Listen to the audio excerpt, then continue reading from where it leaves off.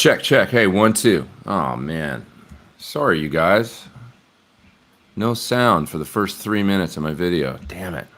You must be able to hear me now, right? Somebody confirm you can hear me now. Is that okay? Sorry, guys. You know, I have no... Check, check. Hey, yeah, no, now it's cool. I have no idea why that happened. Damn it. Can't believe... now I got to start over and tell you guys everything I just said.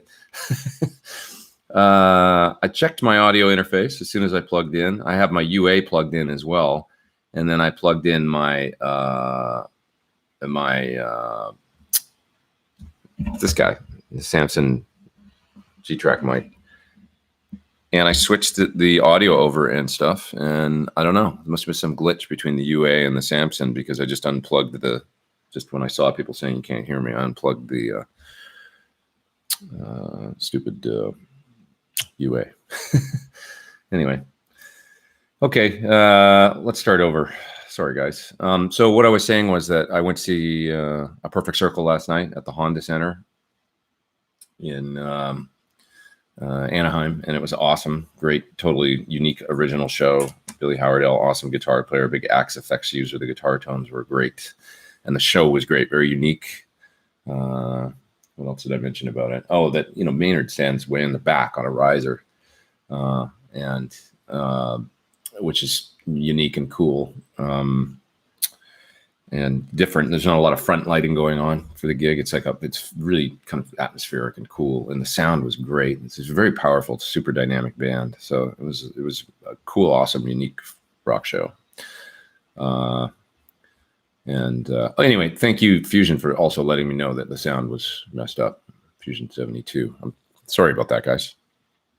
Next week, I'll remember to just unplug the UA interface so that there's no confusion. Okay, somebody else was asking me about pricing on my new amp, what it's going to be priced at, kind of the price point. And I was mentioning that it's going to be less than the current amp, of course, which the PT100 was listed at $29.95, which I always felt like was a very, very, very fair price for what the amp is. If you look at other comparable 3-channel all-American amps, American-made amps, there's nothing close to that. So we dropped the price actually from $32.95 to $29.95, managed to get it down to that. And I always thought it was really fair. Now, in the new stuff that's coming, we've looked at some features that it just seemed like this is stuff that I never hear people talk about, like things that I never hear people say, oh, this is the greatest feature, So if there was anything that seemed extraneous, where maybe we could save a couple bucks and then include some other cool features, that's what we're doing. So we're trying to keep the price. That's been, believe me, John is a no compromise kind of guy. That's just how he is. He wants he won't, for instance, in a lot of small amps, 21 amps, 15 watt amps, 50 watt amps. Sometimes you'll see these really small transformers, like they're like super tiny. He just won't use them. He just doesn't even entertain it. He's like, I'm sorry, it's just not going to sound the same if we do that. So, some of the, not to name too many names or whatever, but if you look at some Mesa amps or stuff like that, where they're, it's very small transformers, maybe they sound good to some people. I'm not bagging on those amps in particular, but he doesn't want to go to those, so it's still, you're getting the Haybor transformers and that's an expense, things like that. So balance that with the dealers, of course, and then the kind of marketing guys and stuff at Sir and the higher up guys going, it's got to be this price or less, so he's always, there's a little bit of that going on, but it's good because then you've got the quality and the people pushing for the reasonable price point as well. Okay, so it's like that balancing act is always a good thing, I think. So anyway, going to be substantially less than the $29.95 price, so don't worry about that. It's I think coming in at a pretty reasonable. We're not sure exactly until it's completely built, though. You can't until you actually build it, see how long it takes to build, the labor involved and stuff like that, and try and streamline that process, and then you can go, okay, let's do this. This makes sense as far as the price goes. Somebody's asking for a little history on. Somebody's asking what I'm doing for Thanksgiving. I've actually gone to Sir's place for Thanksgiving for the last few years, and I got to hit him up about that. Actually, hey dude, can I come over for dinner? My family. So I'm from Canada. first of all. So our Thanksgiving is different. We have a different Thanksgiving happens earlier. And it's Canada Thanksgiving is not nearly as big of a deal as American Thanksgiving. For instance, I don't ever remember anybody like flying across country to go home for a Canadian Thanksgiving. It was more like a kind of a, I almost feel like in Canada, it was like a holiday where it was like, well, they have one in the States, so maybe we should do it too. And it just was kind of it's almost like Easter or something. It's just not as big of a holiday as in the States. It's like as big as Christmas, basically. It feels like it's a really big deal. So I don't really have American family Thanksgiving. I always end up going to somebody's place and then just kind of, I'm one of the stragglers or whatever. And I don't really have family in the U.S. is the other thing. Most of my family, my parents have passed away and stuff, but most of my family lives in Canada. My sister's up there. So I have one grandmother up there, and aunts, uncles, cousins, things like that. They're all up in Canada. So consequently, yeah, I'm a when it comes to Thanksgiving, an American holiday, I'm kind of a little bit of a misfit. And I don't have this like, that's not a sad thing or whatever. I don't have like a thanks. I don't have this connection to the holiday because I didn't grow up with it growing up in Canada. So it always feels like a little bit of, oh yeah, Thanksgiving's coming up in 2 days. Like I'd forget. It just, if you didn't grow up with it as a kid, it doesn't feel like it's ingrained in your psyche as like a, great big holiday or something. So as long as I've been here, it's still kind of that way, I feel like. So, okay, let's get on some guitar stuff. Alex B says, hey, Pete, I'm thinking of running Helix floor as a pedal board into killer tube amps.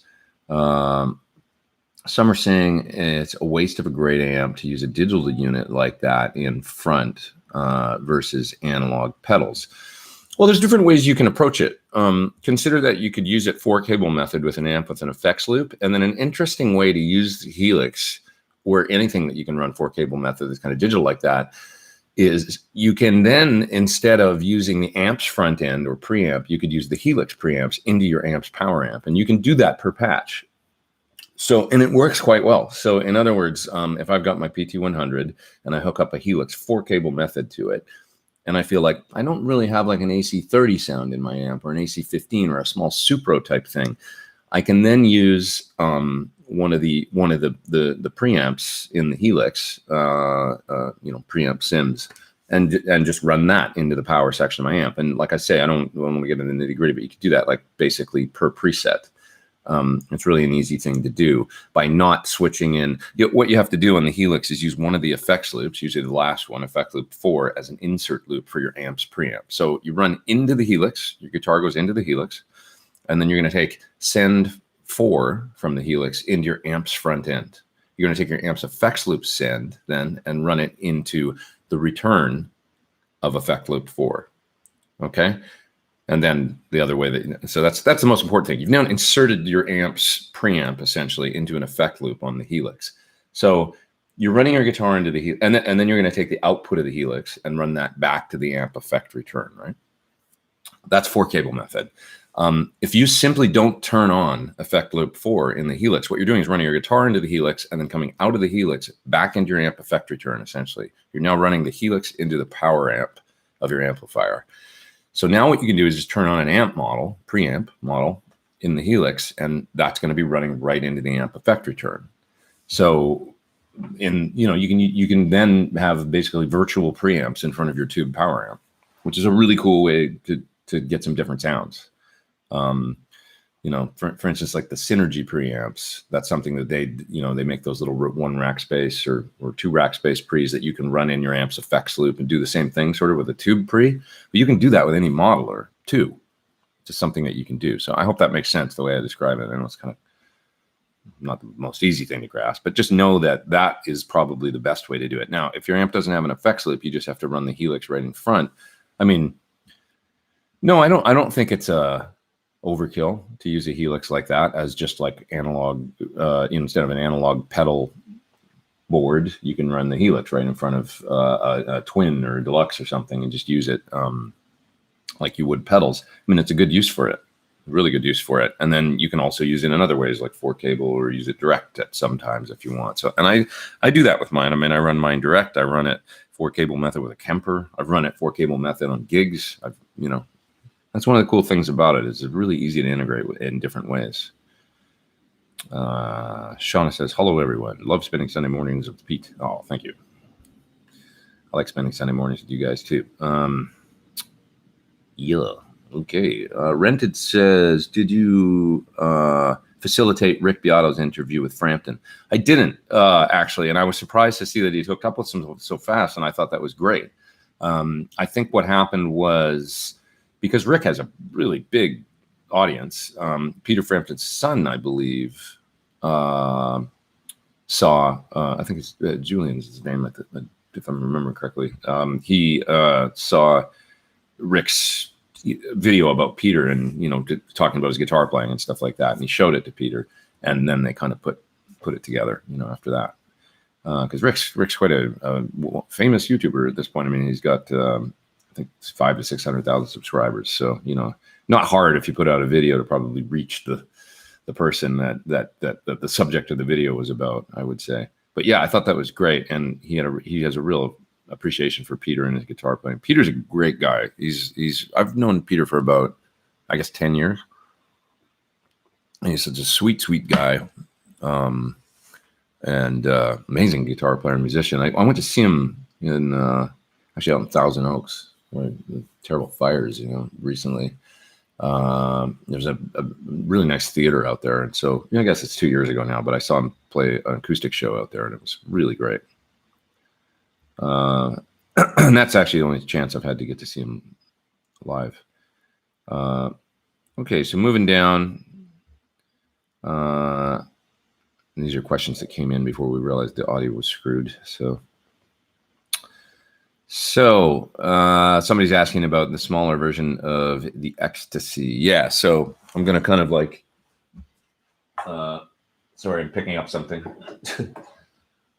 You guys already saw this week. I did a demo of this pedal, the Abbasi Pathos Overdrive, which sounds great. Really, really great high gain distortion, which is kind of a collaboration between Pathos and Abbasi and Brian Wampler. Brian helped design the pedal, to Tosin's specs. Somebody was asking me about this. These have been popping up a little bit on YouTube videos and stuff recently, or not, on Instagram, actually, on Bogner's site, so I can show them, I guess. But yeah, this is a small version of the Ecstasy. I'll have a video coming this week for these pedals. I see I've already chipped mine. It's damaged. But anyway, yeah, so video coming up this week on both the blue and the red small versions of the Bogner pedals. And I don't know if you guys have seen this yet or not, but that's Dave's new BEOD. So video coming for this probably Tuesday. And there's one more new Friedman pedal that's coming this week too. So that'll be up tomorrow, I think. So then I'll put this one up on Tuesday. Great. This is great. It sounds great. 2 channels, identical controls on each channel. And one's lower gain, the other one's high gain. And it sounds like you would imagine it would sound if you're familiar with the original BEOD. Really great distortion pedal. You can use that with a clean amp and have a 3-channel situation. Now I'm getting past all the mute comments here. So embarrassed about that. I hate it when I make technical mistakes. Somebody says, it looks like he's doing well. Okay. Eyes on the chat, bro. Somebody said, yeah, I know. Okay, so moving down. Somebody said, this is a great story. You guys are funny. I deserve it. Okay, so Robert says he's coming to see me at Cosmo Music in December. Yes, I'm doing 2 clinics, one at Cosmo first week of December and one in Ottawa as well. Please come on out. And we'll be doing some fun stuff there. I think folks know now there's a new SIR reactive load update coming that is very, very cool. I will have it there. I'm going to bring it and use it. Okay. And getting past past the mess I created here by no sound. So the amp was on standby, exactly. Sorry, guys, just trying to find the next questions here. Okay, so John says, hey, Pete, been playing with wet, dry, wet setup at home. Is this also possible to do in your DAW using plugins like your PT100? Well, yeah. So essentially, a wet, dry, wet setup is sort of like doing a studio style guitar setup, but live. So the way that you've always been able to do things in a DAW or, traditional recording console is by having a send control on the console, and that's going to send signal out to whatever you want, like a stereo effect or something, and then you'll bring that back on a return. Okay, so you've got your mono dry signal or whatever, one mic or two mics or three mics blended or whatever you got on a channel. Then you can turn up the send. That's going to send out to an effect.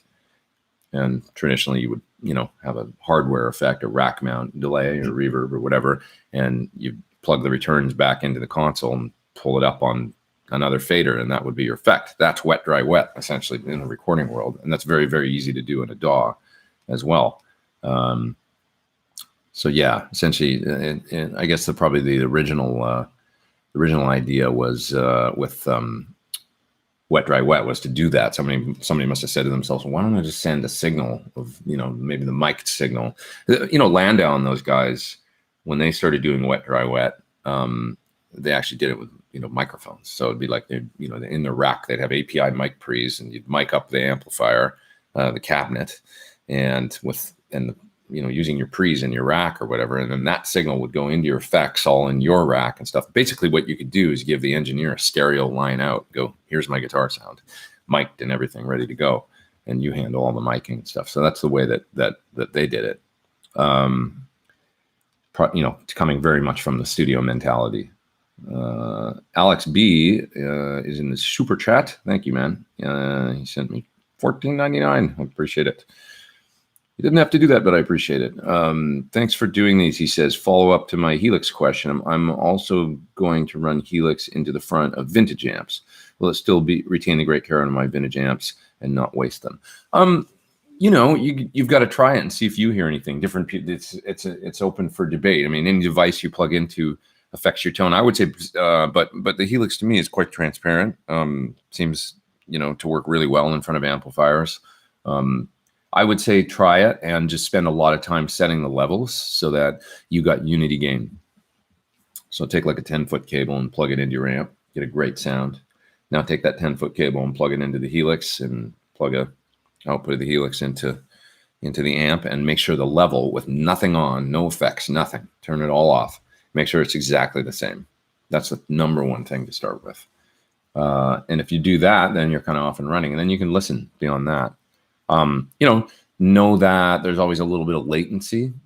When you use a digital device, it's nothing really that significant, maybe 2 milliseconds, something like that. But as you pile digital devices on, it gets greater every time. There's always more latency than increases. So, it depends. Some people might find that they hear it. Other people might be, well, it's worth the trade-off. Other people might be like, I don't hear any difference, So it's different for everybody. I think that you'll be fine. Okay. Moving down here. Let's see. Odin Stan was asking a question about playing a solo, but sorry, I'm not understanding the question here. He's asking about playing faster, I think. Hit me back, Odin Stan, with the exact question you're asking. Do Hijimans says, can you advise me a good noise gate pedal and some advice how to put it in the chain? There's a, let me think. The good old Boss noise suppressor is okay. The MXR, what's it called? Smart Gate? Good. It's a good pedal. And you generally put it first, to cut off the signal coming right out of the guitar. That's generally how I use gates. If I have to, I'll use a Smart Gate. Like if I'm in a room where there's a lot of noise coming in the pickups of the guitar, a lot of electromagnetic EMI or whatever coming in the pickups. I'll use a smart gate. And so generally I'll carry one on the road just in case I run into that problem. I really don't like gates though, because of, I like to use the volume control on my guitar, and I find it hard to set the threshold so that they do their job and don't cut off the guitar signal in some unnatural way. But the smart gate is a great thing to have around for sure. There's another one called the Sentry that I think is that the Pigtronics one. I've used that and pretty good. There's a TC Electronic one that I've had pretty good luck with. Maybe that's the Sentry. I've used both the Pigtronics one and the TC one, as well as the Smart Gate, with pretty good results. As you guys maybe have seen if you follow me on Instagram, I'm building a new studio room. And at that studio space that I have, I've always had problems with EMI and with electromagnetic stuff coming in and I believe it's from the there's power lines there on the street and stuff, transformers, and I think it could be coming from that. I'm going to try and remedy that with some shielding paint, like shield the entire room, I think. So it's expensive, but it drives me crazy, all that noise coming in the pickups. But anyway, I've had to use gates in there when I'm using real high gain sounds because of the extraneous noise drives me crazy. Okay. Let's see here. I'm going to find another question. Epiphone Rock says, "Good morning, Pete. I have a bad back and still gig at small clubs. Do you have a light amp that has good rock tones?" Yes, sir. It's coming. My amp. It's coming. It's coming. It's coming. Just give me another, 35 for 40 days or whatever, and it'll be available. And great, basically PT 100 tones, and it'll be light. Pete, ever put together a band? This is from Gray the Cat. He's in the super chat or live chat. Is it called super chat or live chat? I thought it was called super chat.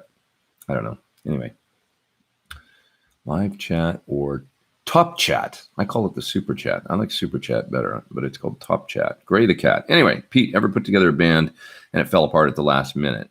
Ever thought about playing in a band with Yogi again? Thanks for sharing your mornings. I've put together a band and had a gig coming up in 3 hours and had somebody call and say, "Sorry, dude, I'm not going to make it."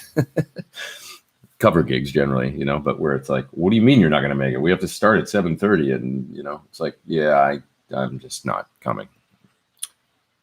Okay, call somebody else really quick, and that's the last time I ever played with that other person. Yeah. My days of putting bands together were kind of over a long, long time ago. Bands like really, hey, we're going to put together a band and write songs and work really hard on it and, get a record deal or whatever. All that stuff I haven't done for eons. Pretty much, when I do a band thing, it's just putting together some friends. By the way, I am going to do that. I do have a cover gig coming up with some friends.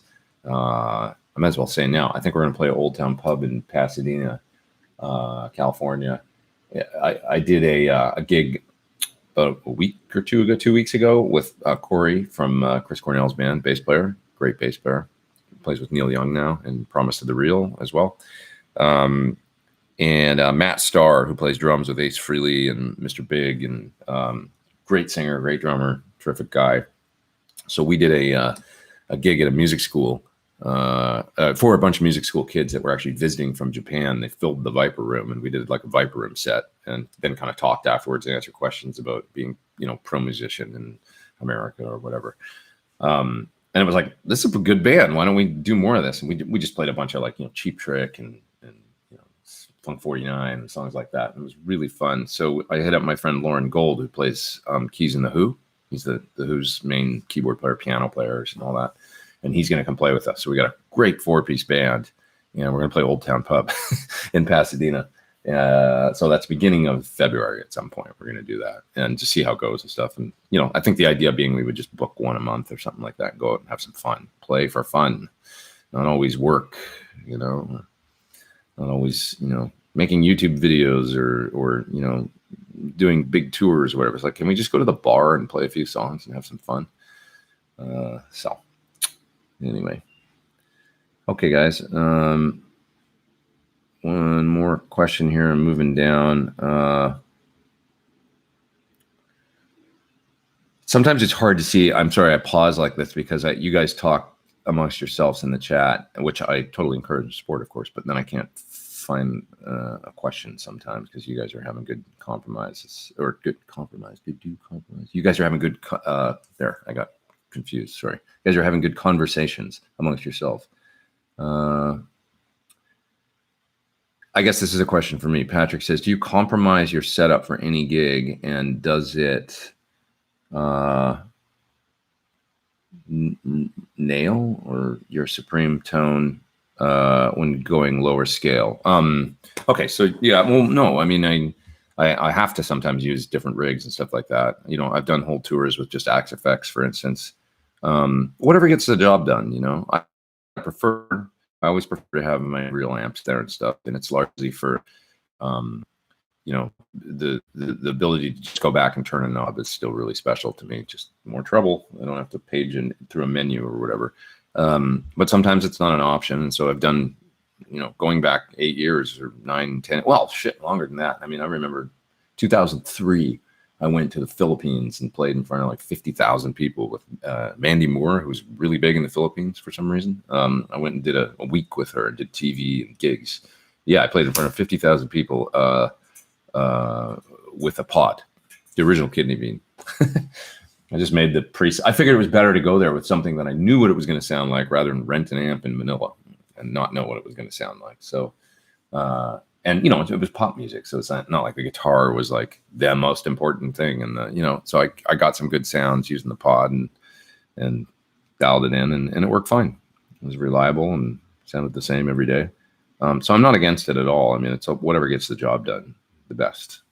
You know, like rent, that can be a consideration. Going to some, like a, you know, foreign country, it could be a third world country, it could be, you know, you don't know what you're going to get if you take a rental amp. You don't know if it's going to work, going to blow up on the gig, it's going to sound good or bad. Sometimes it's better to just take, like, you know, and nowadays the modelers are so good, you could take an AX8 or take a Helix or whatever, you know, Kemper, and it's going to sound really good. You know, it's going to be completely a great usable guitar sound in the PA, and you know it's going to be consistent, and you know what you're going to get. Additional thoughts on the mini versions of HX Stomp versus Headrush gig board. That's from Kevin. Well, you know, they're quite different sizes. I mean, the gig board's still bigger. It's not big, but it's like this big, you know. Stomp is this big, you know, to the size of I'm looking down at my DD500 right now on my board. It's the same size. So, you know, the Headrush, if you were to put it on a pedal board, it would take up a huge amount of space if you're combining it with other pedals, you know? So I still think of it as kind of like a standalone sort of thing, whereas the HX Stomp is more going to be, maybe if you're geared towards, you know, using it on a board for, you know, like you would have an M5, right? You know, so they're just different. And you know, they're different in that also the advantage to the gig board is for sure the touchscreen. You know, there's barely any knobs on the thing. You do everything on the touchscreen almost. Smoothie. So they're going to appeal to different people for different reasons, I think. You have to ask yourself what you want to do with it. You know, if somebody was like, well, I just want to add a pedal to my pedal board to be kind of a jack of all trades and do it all and also be a good modeler, sometimes I would say HX Stomp. If somebody's like, I'm going to use this as my primary modeler and I want to build a you know, rig with a couple expression pedals and stuff, and that's going to be my main guitar tone, maybe I would go with the gig board because it's a little bigger and it's going to be, you know, for making presets and doing the whole modeling thing and stuff like that. Maybe it's a little smoother flow. I don't know. But then you get into, well, you could just get a big Helix, I guess, or the bigger gig. I don't know. You know, these guys, they make a lot of stuff in these companies. So many options these days. How to play loud without disturbing the neighbors. Well, that's kind of a oxymoron, isn't it? That's from Metal. God, my eyes, man, my eyes suck. Or maybe I just need new contacts. Metal James K says, how to play loud without disturbing the neighbors. Maybe you want to just consider if you live in a house, could just be soundproofing. Anywhere air can escape in your house, that's where the sound's going to get out. So I'm in my studio right now. I'm spending a bunch of money to buy, triple layer drywall with green glue in the middle. Everything's going to be sealed super duper tight, double door going into the room. And that's as much to keep sound out, because there's other people in that building doing stuff, as it is to keep my sound in. But all that stuff can help, the ultimate way is to build a room within a room with a floating floor and double 2x4 wall and, insulation, green glue, all that good stuff. And then you can probably crank up a 50 or 100 watt amp in there once the door's closed and not piss the neighbors off. But that's a super expensive proposition. So, beyond that, tightening up all your doors, and making sure no air is getting out anywhere, double pane windows, all that kind of stuff can help. But if you're in an apartment or a condo, you're pretty much screwed. You have to consider a lower volume solution. How is the latency with the UA interface versus things like the Scarlett 222? Or 212, I guess is the question. That's from Old Guy. I don't know. Latency is largely you can change it, using the buffer settings in your DAW, right? So if you're just playing right through, say, UA console, which is their, input kind of program they give you so that you can play through that, and you're using some of their plugins, it's super low. It's like 2 to 3 milliseconds or something like that. Like same as a modeler, like in Helix or something. If you're playing through your DAW, it increases generally. If you've got a good fast computer, I run my buffer at 64 samples usually, and playing through Logic, the I don't know, it's like 8 milliseconds or something, which doesn't bother me. I can do that, and it's fine for recording. But you kind of have to look at the specs on each individual one, and I use Thunderbolt interfaces, whether you're doing Thunderbolt or USB. It's all pretty damn fast these days, though. Do I make my own DIY cables? If yes, what components are you using? No, generally speaking, I don't. And I don't really like solderless cables. I think that they're a bad idea, generally speaking. The solderless cables always go bad on me and create issues. So generally speaking, I use a lot of Providence cable. I really like their cables, and they're not too heavy, and the ends aren't too crazy and stuff. I feel like they're kind of low profile, but I use other stuff too. I've got these David La Bogota cables that are quite nice. I think that's how you say it. They're based in Poland. There's one right there. They're supposed to be directional, so they've got arrows on them that tell you which way the sound is supposed to go. I don't believe in that. I'm not a believer in directional cables, but he is, and the cables work well and they sound good. I have a lot of people that want to send me boutique cables and ask me, can you try my cable? And I'm always like, I'm not really like a cable connoisseur.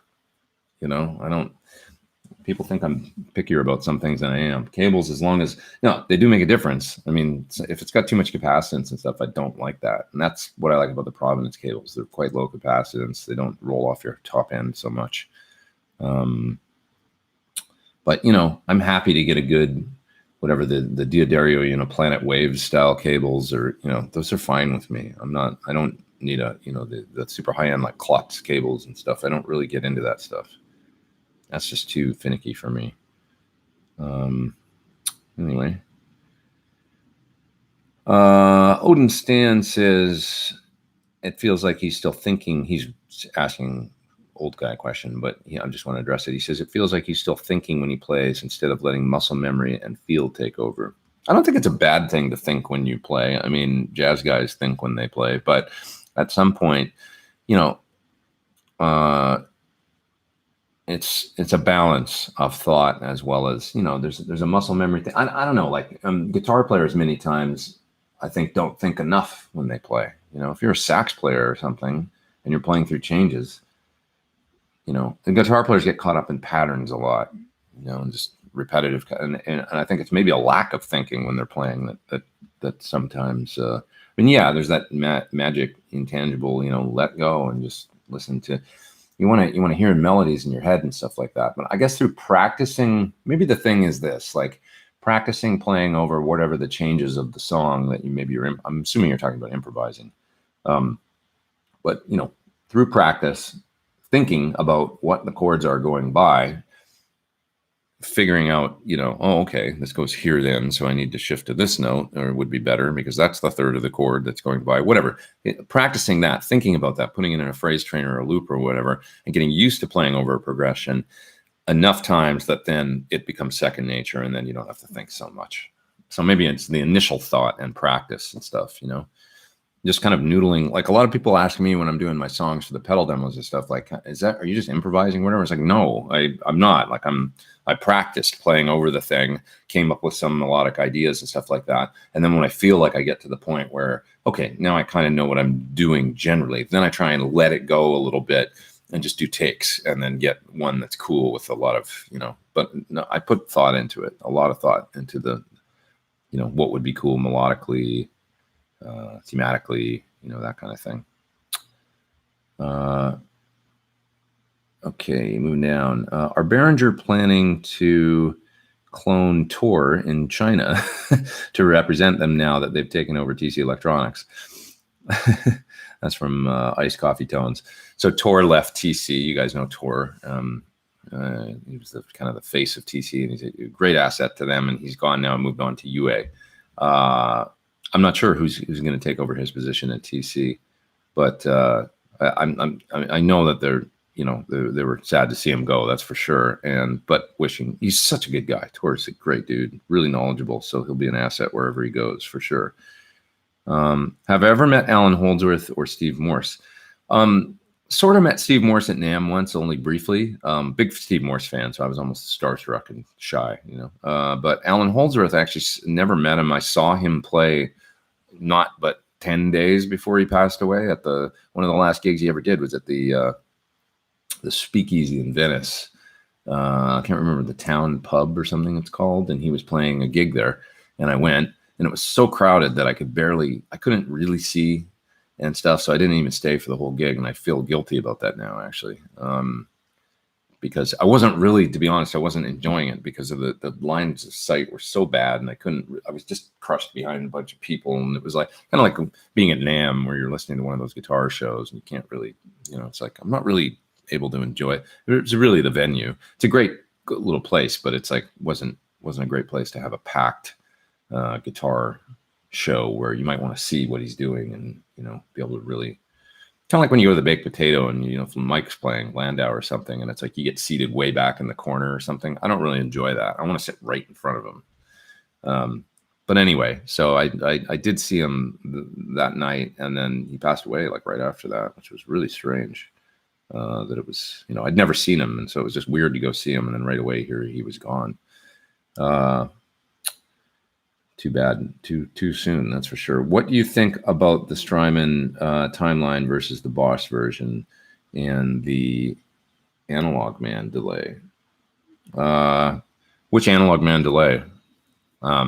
It can be very different. I mean, you're talking about highly programmable delays, and then probably like a more like analog style basic delay pedal. I really like the Boss. I'm having a good time with it. I used it on tour, all last year. The DD500. I think it's great. I like the timeline too. I wanted to try something different. The Strymon stuff sounds great. There's absolutely no qualms I have about that. I do like some of the features in the Boss where I can kind of filter delays and EQ them in certain ways. So I find that really cool. And I like the SD, what is it, SDE or SDD 3000 or whatever that delay sounds really good in that algorithm, or it sounds really good in the effects loop of an amp. Any opinions on the new Hughes and Kettner stuff, particularly the Grandmeister Deluxe 40 and Black Spirit? So I tried those amps at GitCon, and I had fun playing through them. I think that they're a company that I admire. They're trying to push forward and do things, and I think we're trying to do that too with new stuff that we got coming out with amps. I don't really talk about other amps a lot and stuff, but I like that they're doing things, both small tube amps and then kind of I guess that that new little one they have isn't actually it's not actually digital. I think it's all analog or something, but it's solid state. Anyway, they're pretty good. I don't know, I'm so picky. I am really picky when it comes to amp tones. I found them a little dry or something, like the tone for me. I don't know how to describe it. You guys know what I mean? Like they don't exactly like sound like a Marshall or something, like a good, like a real, plexi, like whatever. Like, and so, I'm spoiled because of Sir and Friedman and knowing all these guys and stuff like that. And, I always need that, or I just don't dig it, if I don't have that really badass. It's got to sound like a great Marshall to me, basically. And it's like, okay, now we're talking. But I like that they're doing different things and moving forwards on the features and stuff like that. There's some neat things about those amps. Real usable gigging kind of features. Gary's saying that the Sentry I mentioned, the Sentry noise gate is TC. It's really good. Yeah, I liked it too. And I've used that quite a bit. The Sentry, the MXR Smart Gate, both those are great, readily available, inexpensive gates that you can use. Okay. What pots do you have on your PAFs in the 335, 250K or 500? They're the original ones. So I'm assuming they're 500K. They're Gibson pots, that came with the guitar from 63. So I assume they were using 500K back then, right? That was 250K is too dark to me, generally speaking. But that's a good question. I should probably test them at some point and make sure exactly what they are. One of them actually broke. A tech I had pulled the shaft right out of one of them, trying to take the knob off of one, and I was like, oh fuck, because it's like a vintage Gibson pot, I was like, oh well, whatever, things happen. And then I took it to get fixed to a tech, and he was able to actually fix the pot. He was able to put it back together and reassemble it. So that was cool. But anyway, I digress. Let's see. Steven says, is there a noticeable sound difference with a floating 2-point Strat bridge and a floating Floyd? I think so, yeah. Having trouble understanding why there would be a difference. Well, they're just physically different design, with different saddles and the huge thing, of course, which can't believe I didn't mention right away, but the huge thing is the strings don't go through the block on a Floyd. You cut the ball end off. So the string on a, 2-point regular Strat bridge goes over and then goes all the way through that block. And a lot of people think the block affects the tone and the string passing through it affects the tone and stuff. Everything affects everything. It's just a different bridge. I noticed a difference with Floyds for sure in the tone. If you build a guitar with a Floyd on it, that's one thing, it's like, okay, well, there's the way it sounds. If you switch to a Floyd on a guitar, yeah, it changes the sound a little bit. Changed it on my Sir Classic that I did that on. I put a non-fine tuner Floyd on my Sunburst Sir Classic, and it definitely changed the tone a little bit.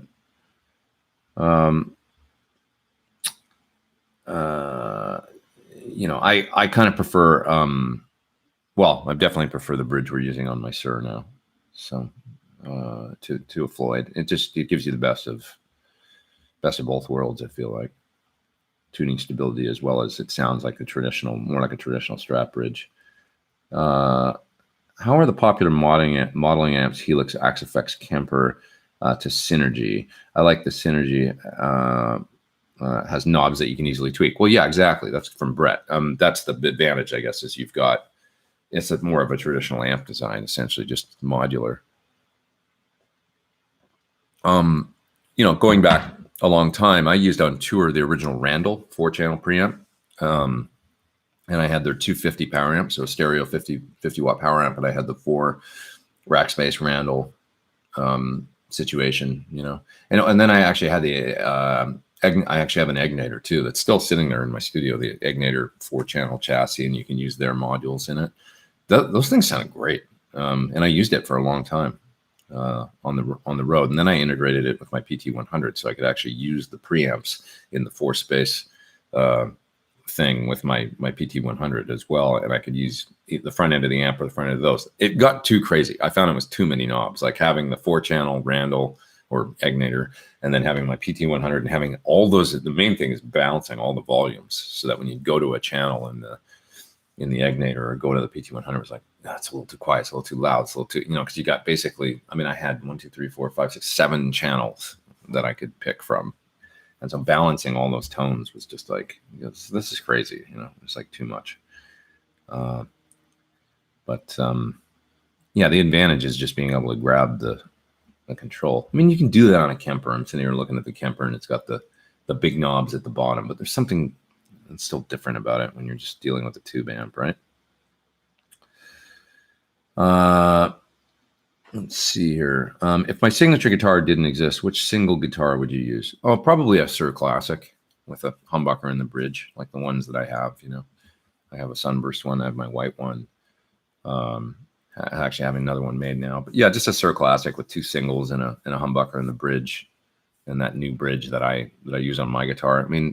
That's a great guitar for me. Alder body, maple neck, rosewood board. I can do most work that I need to do on a guitar like that.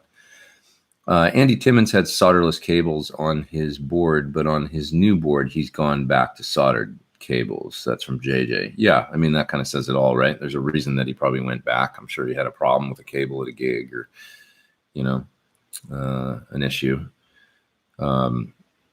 You're saying that he was switchcraft ends, yeah, just good, Neutrik or switchcraft, with good quality cable is always kind of the way, for pedal boards. Just don't even try the solderless thing. Just do it right.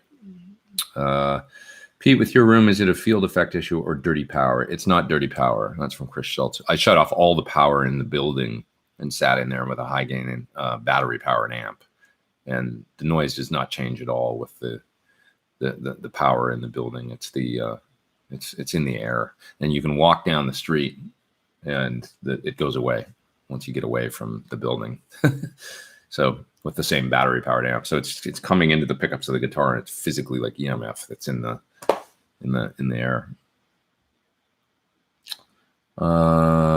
Okay. Is your amp going to be usable for the bedroom warrior? That's a great question from Q Stick crowd without needing studio monitors. Yes.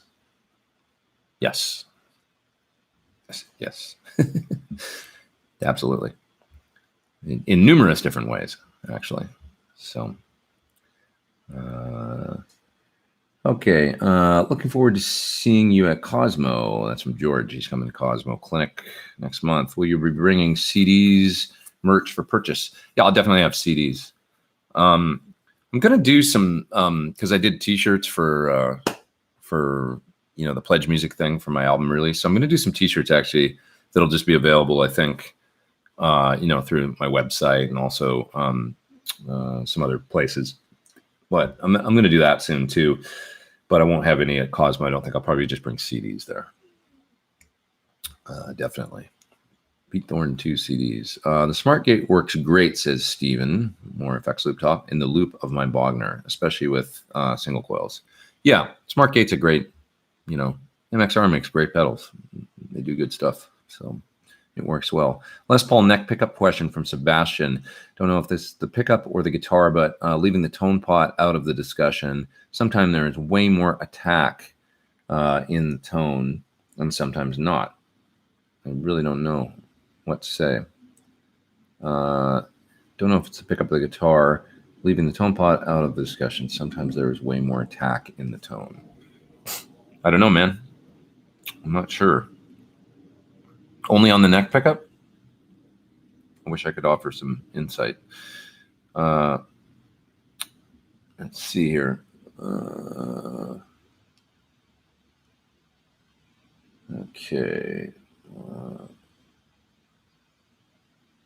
Looking down. Why don't more people use 6 CA7 tubes in plexi-style circuits? I know they're not as good as the old days, but wouldn't they be better than the EL34 for that sound? That's from Wyatt. I've heard good things about the EH 60A7s. I've seen some people say they like the JJs. I think the EH are pretty reliable from what I understand. I know Dave Friedman uses them sometimes. Generally speaking, I think it's just a matter of probably cost. And I mean, there's nothing stopping you from putting an EH 60A7 spec tube in any EL34 amp. You just have to take it to a tech and bias it. It's a direct drop-in replacement. Slightly different type of tube, but they will work. And Dave likes them. I've seen him use them all the time. So, I might like to try some of those actually in my SL68. I bought some old Tesla EL34s, put them in my SL68, and it's not sounding right. So new old stock tubes, I don't know, especially power tubes, so damn expensive. Let's see, Jeff's in the live chat or in the top chat. That's what it's called, the top chat. He says, you just got Pete Thorn 2 on CD Baby. Dirty Town just simply rocks. Thank you. What was it like to make the CD? And have I talked to Wayne Charvel? No. So you guys know Wayne lost his house in the fires. And I did a little video and, made a little appeal if anybody wants to help out his family. I don't know Wayne. I've never met him. I just heard the story about his family and I thought, him and his son both lost their homes and they lost their shop. That's terrible. So I just thought I'd make a little video to say, hey, maybe we should help this guy out.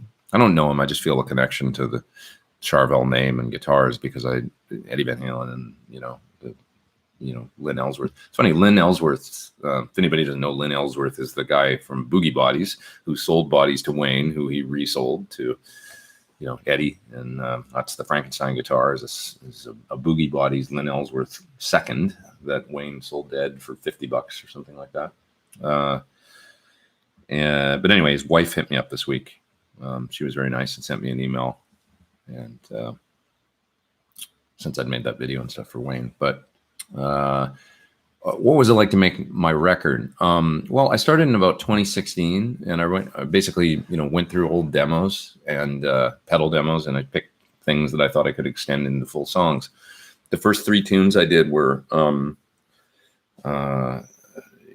done with Steve Stevens and Eric Aldanius from Billy Idol's band. I went over to Eric's place, which is incidentally my old place where I used to live. My friend Eric moved in there. He plays with drums with Idol. But anyway, and he's been there ever since I left. So it was funny going back into my old place. And that's the place that you see in the, How to Play Eruption video or those early, very, very early, the Badger 18 demo I did many years ago. That's that place. And Eric lives in there. So in that room is where I did the drums for the 3 songs I did with Steve and Eric. But anyway, so I started with that and just tracked those few tunes and started working on those. And then over the next couple of years would occasionally start working on it. And then it was really my friend Dennis Martin that kicked my ass and said, look, let's do a Pledge Music release for this and get it done and out. And that gave me a deadline. And then I had to work really hard. So then I recorded the next few tunes quite quickly. For the last probably 4 or 5 songs, I had to track over a 3-month period and get them done, which sounds like a long time, but when you're doing other work and stuff, it's just like had to make it happen. So Fusion 72 is in the top chat. He says, yeah, Wayne Charvel update, possible Paradise model, proceeds go to the victims. Put that on his GoFundMe page as an idea. Yeah, I mean, I think that's a great idea. Something along those lines would be cool, I think. I don't know. I brought up my idea of, why don't they, get them to go to Fender and, Fender, make a Charvel by Charvel model with Wayne involved at Fender, since Fender owns Charvel, and donate some of the proceeds or something to the victims from the fire in Paradise, California. I think that would be a great thing. I think we could all get behind that. I think there's 0 downside to any of that, but I don't know if Wayne would even be interested or Fender, but I think it'd be a great thing to see the guitar community do something like that. Old guy says, will the Thornbuckers ever be available in a stacked single coil format? No, I don't think so. I don't really like stacked single coils. Barty says, please give me a shout out. What's up, dude? Where are you? I'm shouting out. Yeah, I'm not really a big fan of stacked single coils. I don't really like the design. I prefer a traditional single coil, and then, like, for example, a traditional single coil with the Sur noiseless pickup thing works great. So, you know, I just think it's a cool way to go. If I had the money, I would get Jason Becker guitar. What was that? That's Amy says, if I had the money, I would get a Jason Becker guitar. Oh, to help him out. Yeah, I believe Jason's got a guitar model, right? That you can buy, and it's obviously proceeds go to him. Eric says he would like a stacked humbucker or thornbucker in a Strat. Yeah, I just don't particularly think that stacked pickups sound like real singles. That's just my take on it, you know. What do I know? But that's my take on it. Let's see here. Mr. Silva says he likes Sir Antique HSS because of the sound is very nice, good construction and good finishing. Yeah, I like them too. I'd be very happy playing one of those for the rest of my days. Yeah, come on, stacked or cool, says Eric Johnson. I don't know. I just maybe you guys know of one that sounds better than me, you know. But if I want a single coil, I want a true single coil, you know. And I'm not really into the rails style, you know, trying to make a single coil slot sound like a humbucker. I'll just put a humbucker in. Jeremy says, do I have any thoughts on Vertex? You went there. The owner seems to be a pretty controversial guy. I have thoughts on it. I stay out of it. I mean, when it comes, you know, I made a few videos for Vertex back in the day for the original wah, the Axis wah, which but incidentally sounded amazing, which just is a testament to that BBE made a great sounding wah. It was probably my favorite wah that I'd ever tried. And so I was on board. I was like, this is great. You know, the reality is he picked a great pedal to do what he did with. But you could buy it from BBE, of course, for, you know, $90 or something. And then he resold them. So that was his deal, and got in trouble for it. I pulled down the videos I made. I also pulled down the video I made for the Mike Landau chorus, which sucks because that thing sounds great. And, you know, I loved that, you know, it was Mike's pedal because I love Mike. But when Mike said, I'm out, you know, a few years ago, I don't want to have anything to do with this anymore. I thought I gotta, you know, and I'd made those videos for Vintage King. They asked me to make them, and so I did. And I went to Vintage King. I said, guys, I'm pulling these videos down. I don't feel good about this. You know, I don't feel good about promoting a pedal that is being sold for, you know, $300 or whatever they were, that now we know you could buy for $90. I'm sure people bought the pedal because of my video. I didn't feel good about it.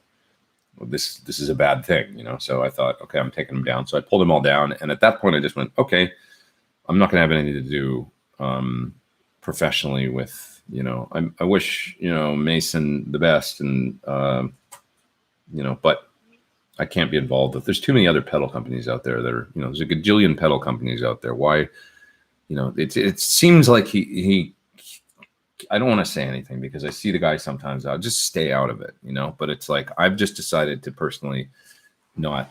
There's a gazillion other companies that I can work with. So why don't I just do that? And why go there? You know. That's my take on it. Sorry to ask again, says Tone Hunter, but Tom Anderson guitars. That's okay. I didn't see you ask before, so, and even if you had, it wouldn't bother me.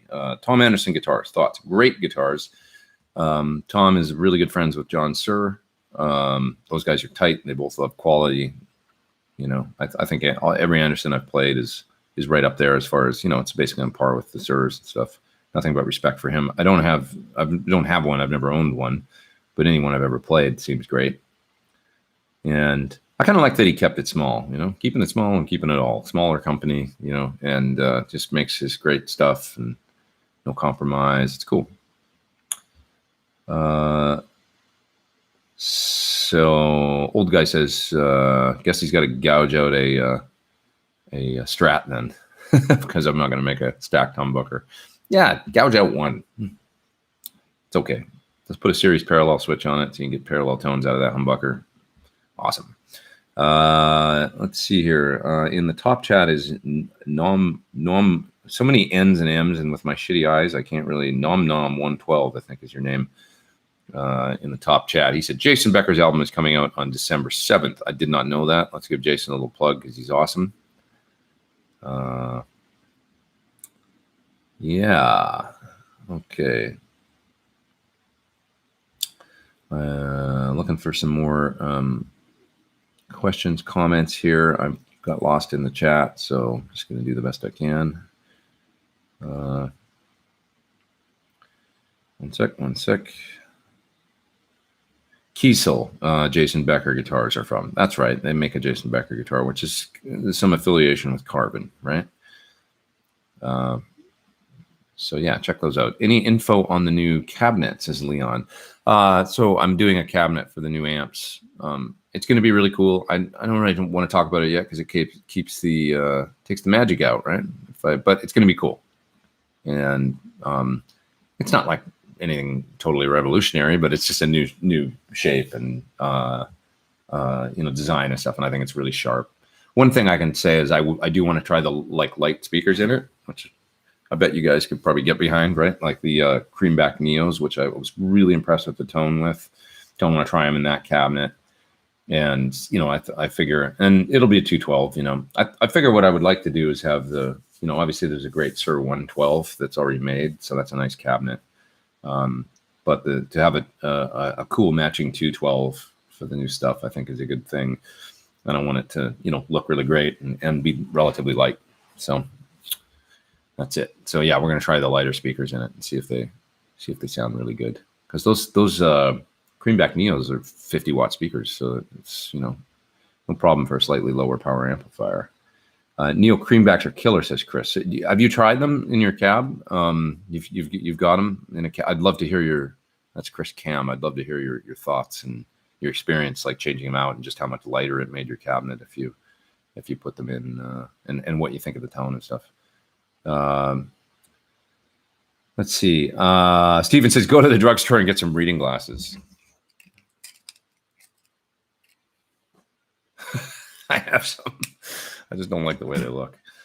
I think they make me look ridiculous. So I'm suffering. That'll only go on so long.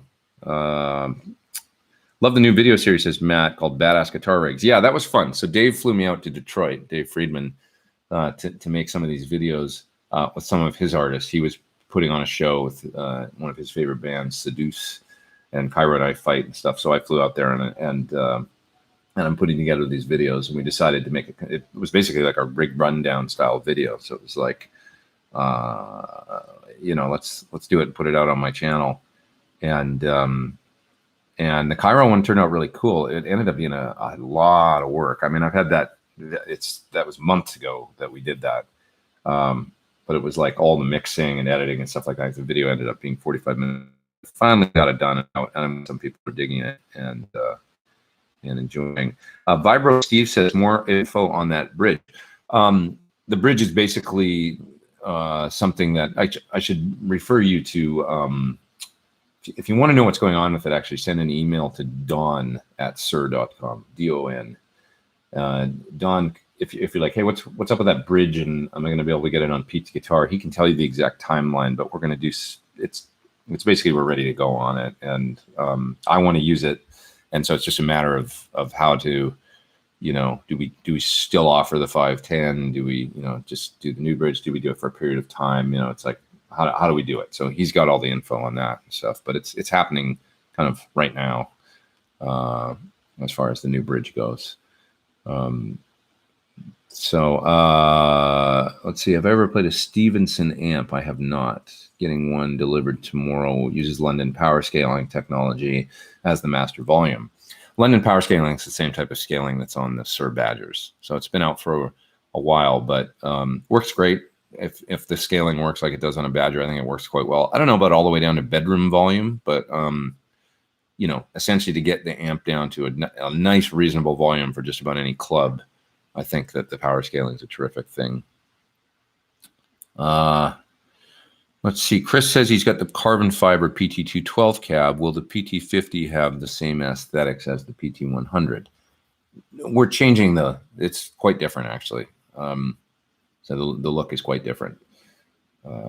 It still look fine with that cabinet though. And if you wanted something to match if you're like, oh, I want to get the amp and I want it to match my current 212, we could do that, I think. As far as like, if you like the carbon fiber, and you're like, could I get a head shell that I think you could probably do that.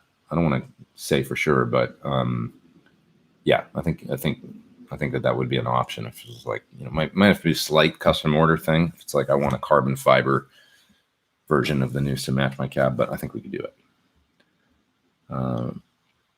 Let's see. Moving down. Can't wait to see your next badass guitar rig video. Yeah, I mean, I'm totally stoked to do it. Like, I need to figure out, because I didn't actually film that one and record it. I need to figure out a little rig, but that's easy. I just get a Zoom recorder or something like that and use a couple of lav mics, or actually I hate lav mics, but I could make it work. My goal is to get it to the point where people will be like, hey, you want to come out and do one of these, at my sound check or whatever, friend, like, I don't know, Steve Stevens or something like that. And I could go out and do it, properly and record it well and stuff. But yeah, that was fun to do. I figure, I can talk about guitar rigs. I can look and understand, decipher what's going on. And, it's like a natural thing that I should be doing. I'm not doing it for Premier Guitar or anybody else. Nobody's asked me to do it. So why don't I just do it for my own channel? And I think that's stuff people like to see. I've got friends with cool rigs, so I'm going to try and make it kind of a thing. I thought I'd go do one on Tim Pierce, actually, because he's got his whole setup. We work together anyway. Why not go over there and he can describe in detail, and I can show you his ISO cabinet, how he mics things, get a little bit more deep than maybe anything he's done, if he's into it, showing, because he was really inspirational to me on, getting a room and designing with, amps all there and dialed in and ready to go. Like, and kind of the workflow is the thing with Tim that I get really inspired by. His fast, easy, he can do things so quickly at his studio, and I find that really inspiring. So, many times I think it's the shorter path from point A to B that's more important than getting necessarily the greatest tone. It's like, getting the musical idea out, before you get bored is so important. Roberto's up in the top chat, and he says, do I sell or maybe have a link to share my Helix presets? Not yet, but we are going to do that. I'm going to make some for them. I'm going to sit down, spend some time, make some really cool presets, because now they've got some sort of new marketplace thing where you can buy artist presets. So I want to do that. I'll probably start some kind of maybe a poll or something to ask people, maybe just a Facebook thread or something. We're going to ask people what kind of presets they would find really useful, that they maybe have trouble making on their own or something. And I'll get into that pretty quick for sure. Joel Price is in the top chat, and he says, just wanted to say thanks for giving us so much of your time. Thanks, Joel. Appreciate it. Any info on the possibility of you doing a breaking into the industry series? That's something I want to do too. I've just got so many videos to make for all these pedals right now. It's always the problem where I'm backed up and I've got people waiting for stuff. And then those videos are more things that I got to do on my own and just a lot of time for. So, but I definitely want to get that done, like something soon over the next, it'd be great. It's something I just need to take 3 hours and sit down and make one day. It shouldn't take too much longer than that. It's just a talking thing, where I can just lay out some points and give some advice. Yeah. Okay. Back to the live chat here. It's about 12:17, so I'm going to go for another, 20 minutes or something like that. Do I still use my studio, says David. Don't see you filming in that room much anymore. That's right. I'm actually I'm building a whole new room. So I'm working on that right now. I'll make a video about that, about the studio build. I've already, just on my phone and stuff, I've been taking videos as the progress has been happening. But I kind of went all in and spending money and building a new room over there. I debated, like, could I just work here? Does anybody care? And it's like, I still want a studio, even though it costs money, a lot of money. I gotta rent it and rent the space and all that, but I still want a room. So I'm buying a new desk and rewiring everything, and it's gonna be great. But that's a project that's happening right now. I'm really excited about it, actually. Probably by the end of next week, the room will be basically done. I'm gonna build a little ISO closet for guitar cabs too, and have that all. That I'll do probably in the new year. So for now, it's just going to be the one room situation. I'll probably just use load boxes and stuff for now. But within a couple months, I'll have an ISO closet with guitar cabs mic'd and dialed in all the time. So that's all happening. So that's why I've been mainly working here, is that the other room's been sort of torn up, and I just, got to the point where I wasn't really happy with it. Different aspects of it. It's quite small, and I felt cramped. It's kind of dark. So, the whole new room, I'm just painting white and have nice, laminate wood floor or whatever. Basically white room, put some cool photos up, some great lighting, and get it really dialed in. And it's much bigger. Maybe it doesn't sound like a lot, but the width is another foot, and the length of the room will be another 5 feet at least. So it's a much, much bigger space. I'll have more room for, and that said, I'm actually going to make it less cluttered. I want it to be more friggin' zen, dialed in. So thanks for asking that, David. But yeah, I'll be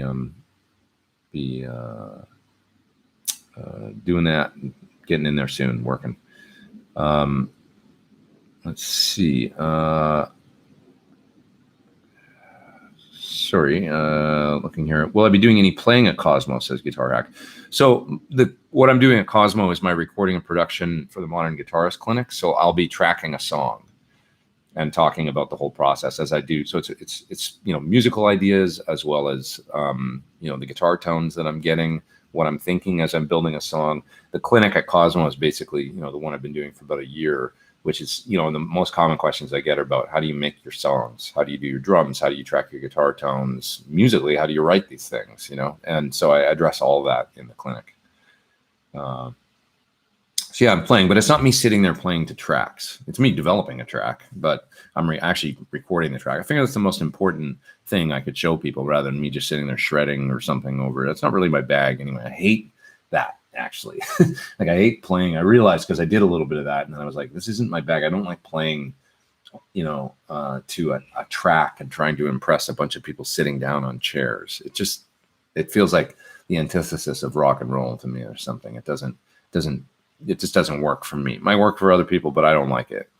So I'd rather sit there and sort of, I start with bass and drums, and then I track each part one at a time and build a song from scratch, and then talk about how I'm doing it, and hopefully give people ideas how they can do that with their own music.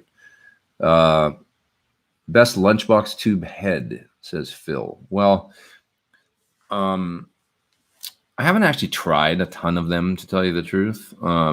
I think that PRS, the Tremonti one, looks nice. Maybe the EVH is cool, but I've got something coming, of course, that's really similar. So that's going to be the one that I say hold out for. It's not exactly lunchbox, because once again, I don't, John just doesn't want to compromise on things like transformers. So it's not quite that small, but to me, the trade-off is like worth it. A little bit bigger. It's not a hell of a lot bigger. A little bit bigger, a little more weight than what you're going to get out of one of those lunchbox things. But it's a real, I say real amp. Not to say those other amps aren't real amps. I mean, they look super cool to me, and I'm sure people are very happy with them and stuff. But we just got a slightly different way. So wait for that. Okay.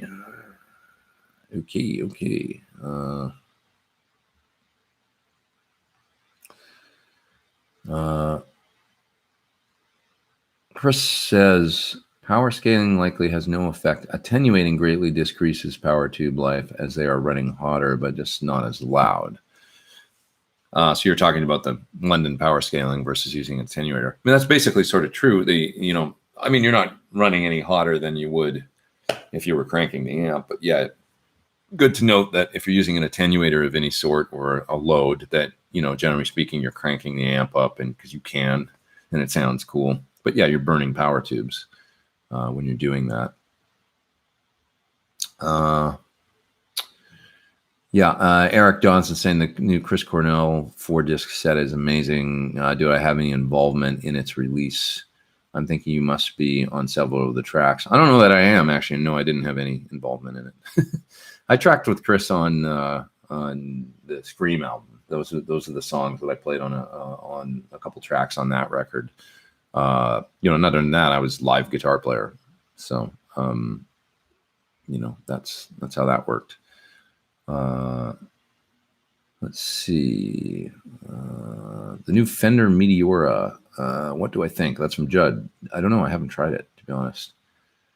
Chris Schultz says ISO cabinets have a place, but don't expect them to sound the same. Speakers move air, and when you put them in an ISO cab, the air can't move far. I would agree with that.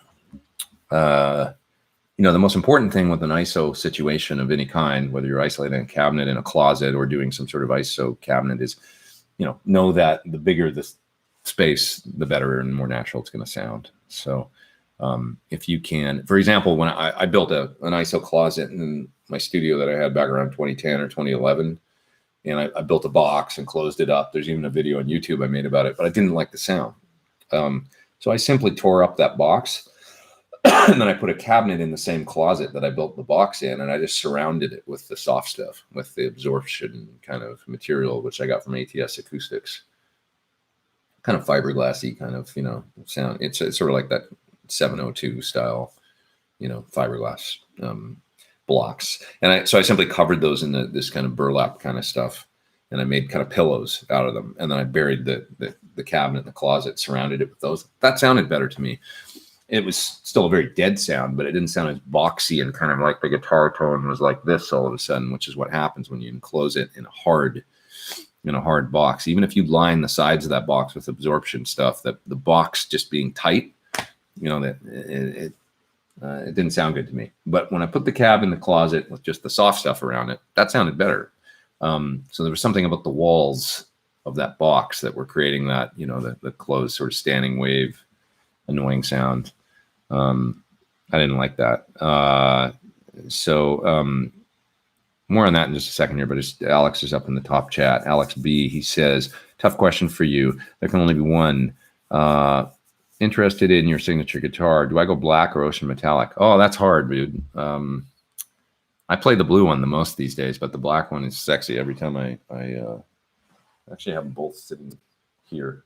I don't know. I mean, I really like the blue one. I like that color a lot. So I'd probably go that way, but it's such a personal thing. Anyway,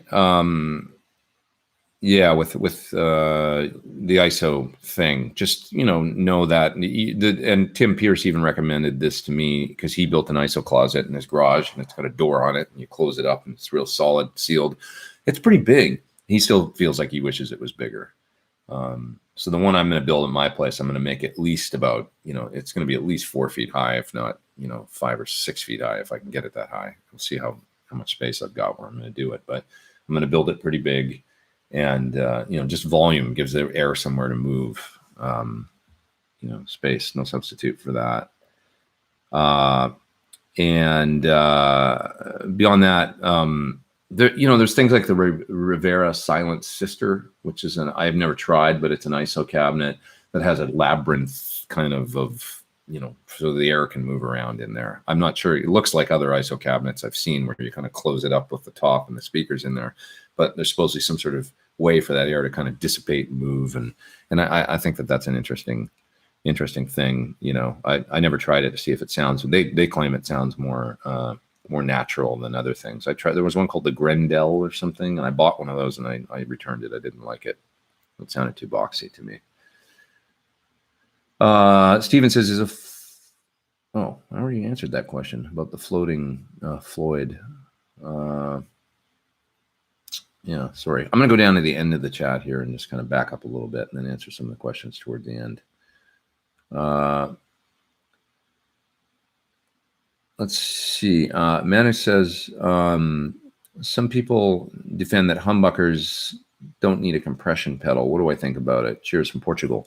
Well, whether or not you need a compression pedal really isn't dependent on being a humbucker or a single coil. It's all about how clean the tone is and like humbuckers aren't naturally compressed, the amp that's compressing. So if you're kicking the front end of an amplifier with a hot pickup, the amp's going to compress a little bit more, the tubes and stuff, just naturally, compared to like a lower output single coil.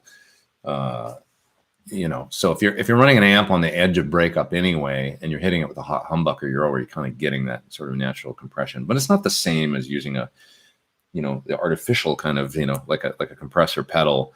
If you're trying to get a really squashed kind of even sound with, the attack really clipped or whatever, you can kind of only get that out of a compressor pedal. It's a different thing. When you can simulate kind of tube compression with compressors, I guess. It all depends on what you're trying to do.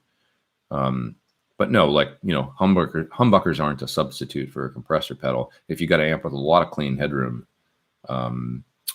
real clean channel, you're still going to want a compressor, to me, for certain tones, I think. Charles says, any tube pedal worth trying that can warm up an old circuit type 20-year-old Fender Princeton 65 tube pedal.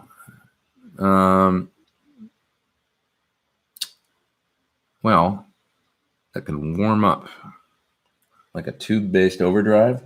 I don't use a lot of tube-based overdrives. I'm looking around my room here and thinking what I could recommend. A Genre is a nice way to, or similar pedal to Timmy, right? That's a nice way to warm up a Fender amp, I find. I really like the Genre. I use it all the time. It's got a nice, warm kind of mid-rangey tone to it that can, with the gain set low and the volume down on the guitar a bit, it can basically be clean, and it gives you a warm sound. A blues driver, like a Keeley modded blues driver, is kind of almost a similar thing to me. I know people that use them on all the time, even for the clean sounds. Like a blues driver with the gain set low, it kind of gives a fatter tone, warms the tone up, and doesn't necessarily give you grind. It's kind of a cool thing. So check out a Genre or like maybe the Keeley modded blues driver, or even just the Waza blues driver. Try that. I think that could be a nice way to warm up the tone of your amp. You don't have to go to a tube pedal, I don't think. Fernando's in the top chat. He says, just want to thank you for all you do and teach us. Oh, thanks, man. Thank you for being here, hanging out with me. I appreciate it.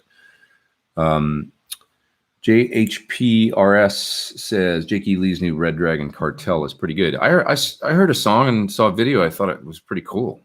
I didn't like the first stuff I heard from them, and there was a whole kind of like bad show thing that happened with the whiskey and stuff, and it was like, oh, but then the new thing sounded really good to me. New song I saw come out.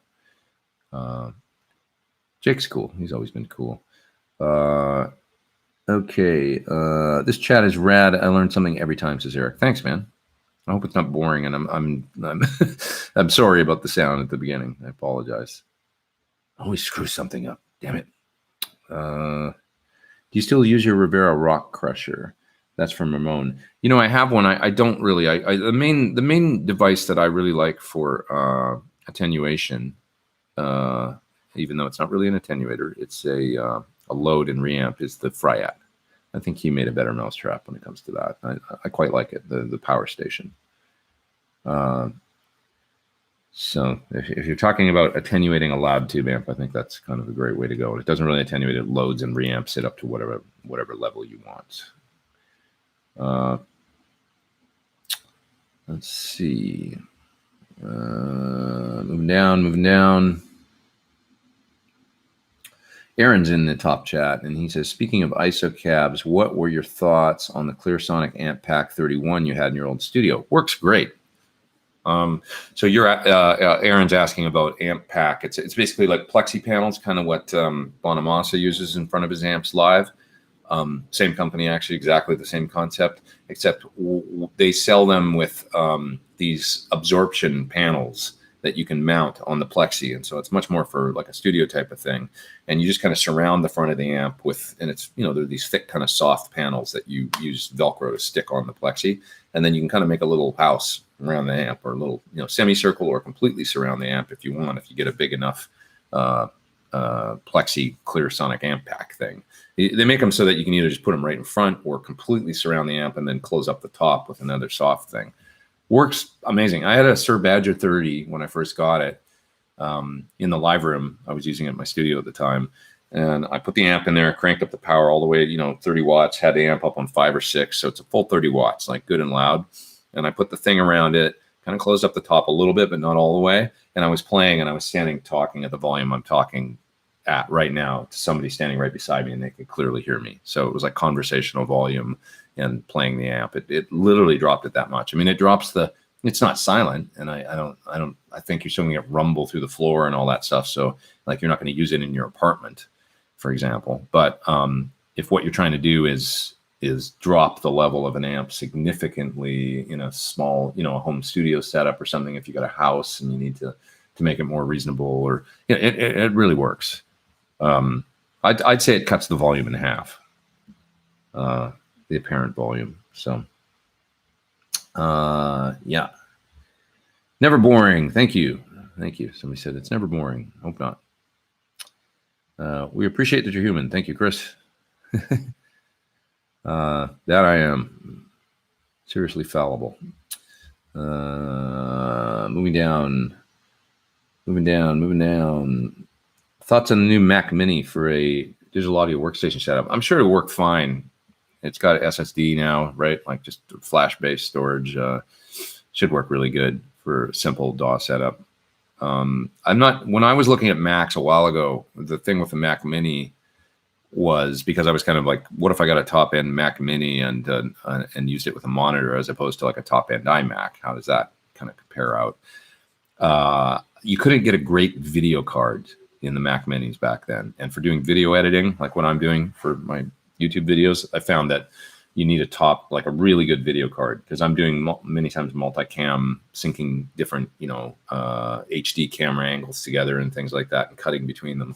And if you've got a Mac that doesn't have a great video card in it, it just bogs down. It sucks. So I found I could only get that feature in the iMac, but that's going back a few years now. So maybe the new Mac Minis, and for DAW, that's not a concern if you're running Logic or Pro Tools or something. It's not something you need to worry about. So I'm sure it'll work great. Just make sure you get one with, at least like 16 gigs of RAM, and if you can get that in a Mac Mini, and then you'll be able to run lots of, if you're doing soft synths or drum programs or things like that, you need that, or running lots of plugins and stuff. And you want to, obviously fastest, best processor you can get, as well as the solid state drive makes a big difference. So make sure there's a solid state drive in it, which is, I think, probably all they come with now. Do I like the Keeley Oxblood? Haven't really used it, to tell you the truth. I do have one here, but I can't offer an opinion on it yet. I would have to give it a try.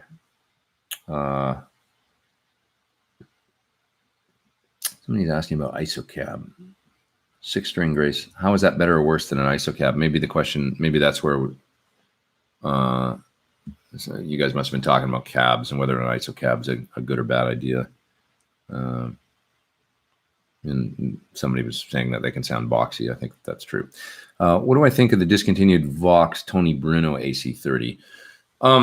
Never tried it. Heard pretty good things about it, but I heard it didn't sound exactly like an old one. It was supposed to be kind of top end, real cool AC30. I think probably the one they've got out now, which is, the hand-wired one that's quite expensive, is probably pretty great. They brought it out last year at NAMM, and there was a limited number of them available, I think. Okay, moving down towards the end of the chat here. It's about 12:37. I'll go to 12:45 today. Why not? And then I got to split. So this is a good long one. Let's see here. 16 gigabyte of RAM is an extra $200. Yeah, I would get it. If you're getting a computer to run DAW on, or doing any kind of video editing or whatever, get RAM, get a fast hard drive. You'll be happy you did. You can also buy it aftermarket later and probably add it, from a company like Otherworld Computing. They're a great resource if you want to buy SSD drives for old Macs or RAM to upgrade your current computer. Otherworld Computing is a great resource. Have you ever used the JHS modded rat? No, but I have a Keeley modded rat.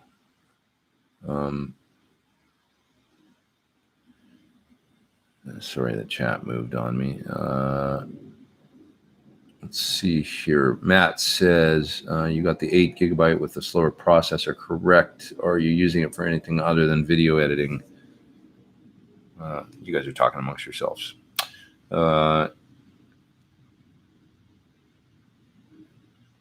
Okay. Do you use preamp out, power amp in to make multiple amps into one rig? Regarding ampegs, I don't really know what you mean. Sorry, don't know what you mean. That's coming from tippers.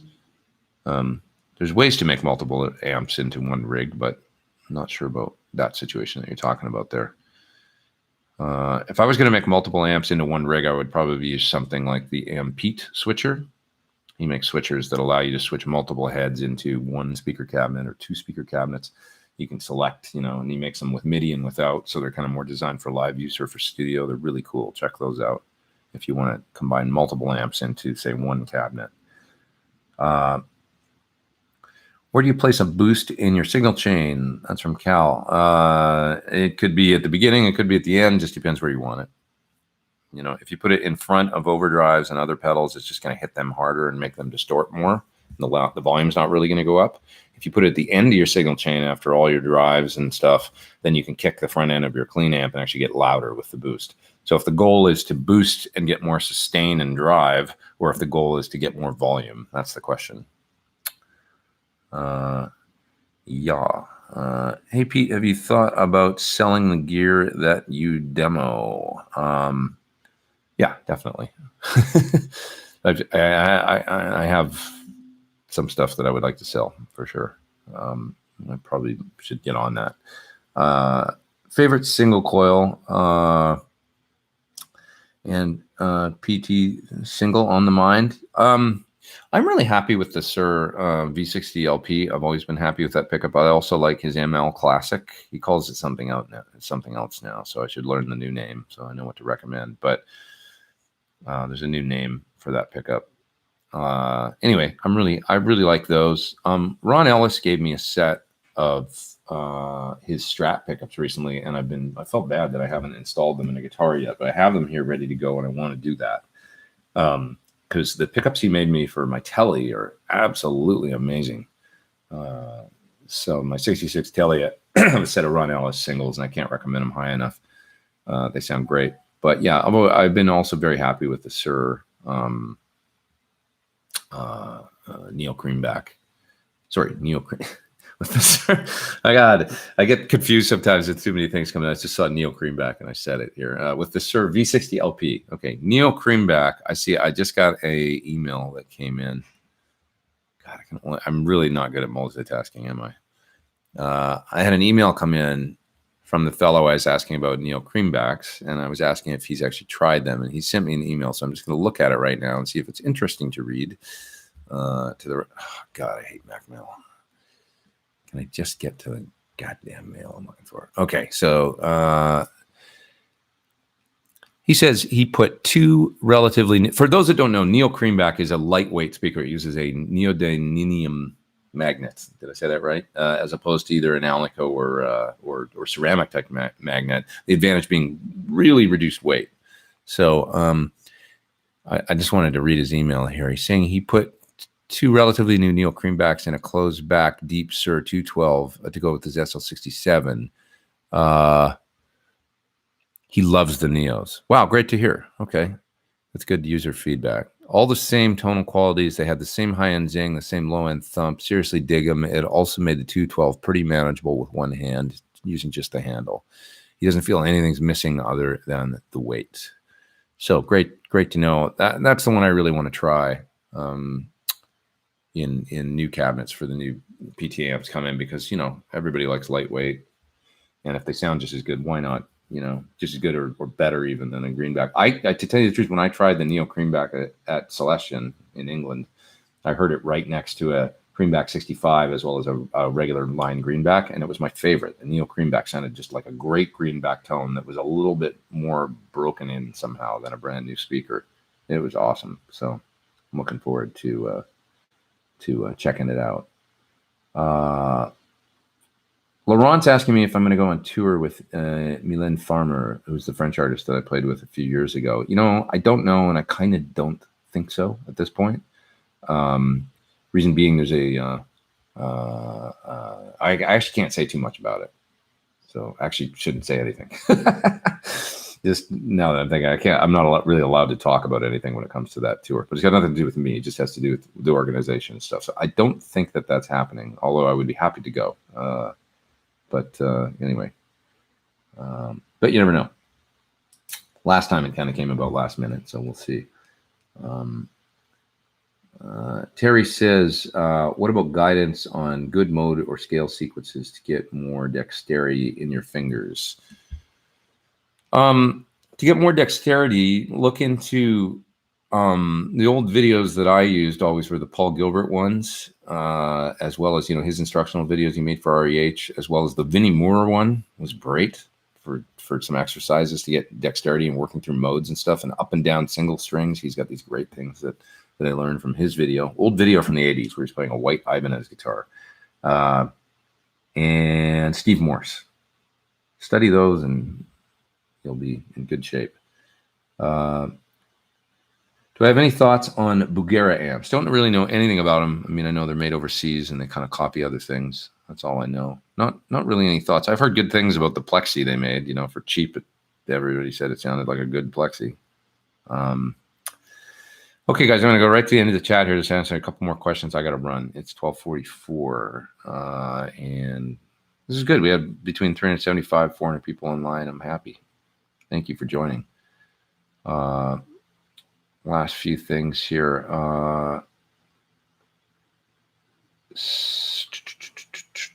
Let's see. Those all Paul Gilbert videos will also make you want to stop playing. That's from Chris. Yeah, you know, I watched them a lot. I was about 17 when I got into them. And if you sit there and you really work on the things he teaches, because he's such a good teacher, with a metronome, you can't help but get faster. That's for sure. So my technique went through the window, like through the roof. I mean, through the window. Went out the window. No, went through the roof. That's what I'm trying to say. When I studied his videos, along with the Vinnie Moore one and the Steve Morse, and I had time because I was young, you know, and so I was really working hard with a metronome and stuff. And all of a sudden, I could play quite fast. Not as fast as Paul, but I was pretty close with the, you know, some of the exercises and stuff like that. I definitely, you know, if speed is your goal, and you just work hard on those videos, you know, practice that stuff for an hour or two a day for 6 months with a metronome, and you'll be there.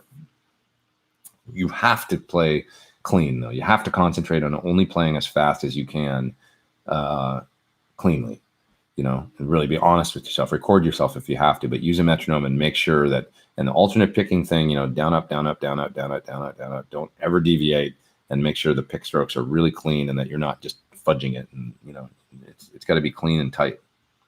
And if you do that with a metronome and then slowly build up the speed, you'll get there. Thornbucker or Thornbucker Plus, says Brad. I like the Thornbucker Plus in any Strat type guitar. The Thornbucker, the original Thornbucker, is great for Gibson, you know, Les Paul 335s. Of course, this isn't a hard and fast rule, but like I always say, I feel like the Thornbucker Plus just gives you a little bit of extra output if you're using an alder body guitar that's not all mahogany. If you've got an all mahogany guitar and it's a short scale, something about a Les Paul, I feel like those guitars, this is a dumb thing to say maybe, but I feel like those guitars are hotter. Like the 24, you know, the shorter scale, the slightly springier thing, as well as the mahogany, that thick mahogany body and neck and stuff, and the glue-in neck, it gives you more sustain and more of a kind of mid-ear kind of thing coming out of the guitar. If you've got a Strat scale with, say, an alder body maple neck, the guitar is sort of more taut sounding, the scale length, and doesn't have as much of that sort of forward warm mids thing. So that's why the Thornbucker Plus, I wanted a pickup I could put in a guitar like that gave me out of the pickup a little bit more of that forward mids and push and sustain and stuff. So I'm trying to get it out of the electronics in that case rather than get it out of the wood of the guitar. So that's the different thing when it comes to, you know, my thought process when it comes to those two pickups.